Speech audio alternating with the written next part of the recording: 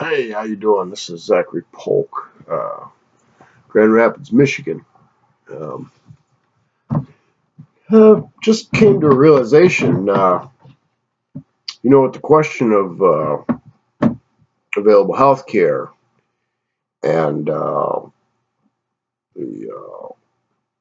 integrity of the Social Security system, and in light of a lot of aspects of the mass production of foods and our limited finances to provide ourselves with good meals, which means that we have to make do with things that we can afford. Ramen noodles, for instance. I just realized there's a very large conspiracy here. Yeah, it needs to be exposed. Let's go back in history a little bit with a little bit of fact. In 1970, happens to be the year I was born, Norfolk, on a naval base. They introduced the barcode. Consumerism. Okay, the barcode is a little registered number on the back of a product that identifies the product, and it comes up in the system, and it spits out all the fucking nomenclature that goes along with it. Well, the first item that they scanned using this new barcode system in the grocery stores was a pack of double mint gum. 25-cent pack of double mint gum, 5 slices of gum, nickel a piece. Ridiculous, because gum, it's on your sneaker. I mean, it's what's it worth? It's not worth the grief it takes to scrape it off your shoe. So how's it worth 5 cents? Let alone that one of my shirt tail relations could actually make a living and become a millionaire and retire in Boca Raton from selling the penny gumballs in the grocery stores at Kmart. It was the only thing you can afford to give your child after you went in and paid an exorbitant expense for food. Anyway, at the same time that the barcode was invented, high fructose corn syrup was also invented. Now, this is a very, very important detail in FDA history, okay? And I'm really shocked and appalled that there has not been a class action suit filed against our own FDA and every corporation that uses this product. It is, in fact, the crack cocaine of the food industry. It's what makes you keep consuming that product. They put it in there. The same way the local Chinese restaurant here, First Walk, on the corner of Breton and 44th Street, Kentwood, Grand Rapids, Michigan area, got busted for rinsing their plates off in an opium solution. There's a receptor for it on your brain.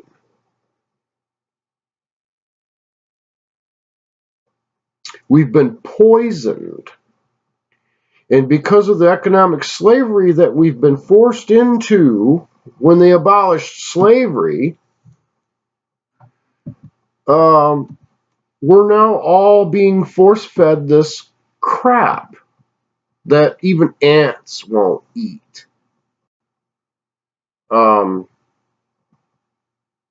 If you pay attention, animals won't eat a lot of the things that we unwrap.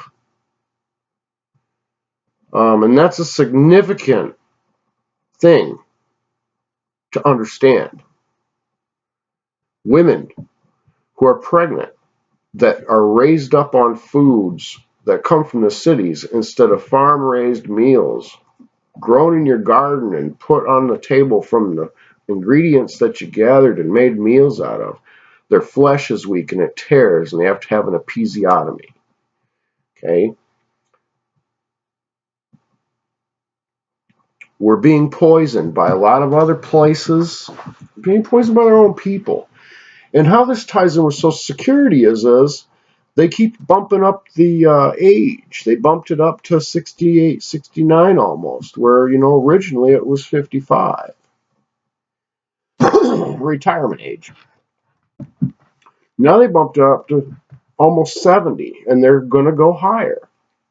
And as long as they keep fueling the mass multitudes with all these poisons, it only ensures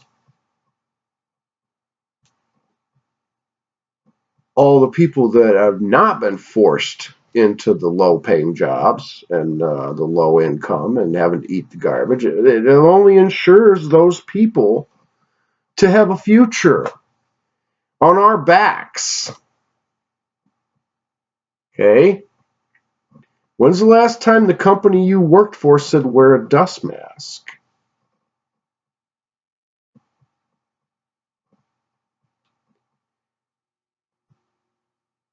They don't care.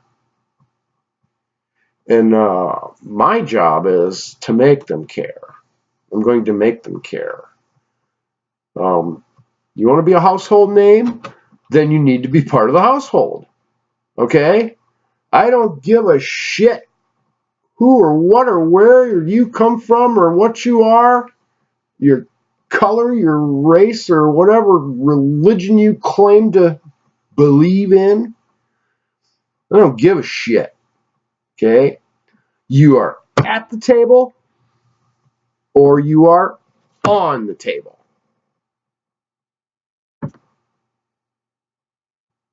End of story. Really. All right? You're at the table or on the table. You're on the farm. You're part of the family.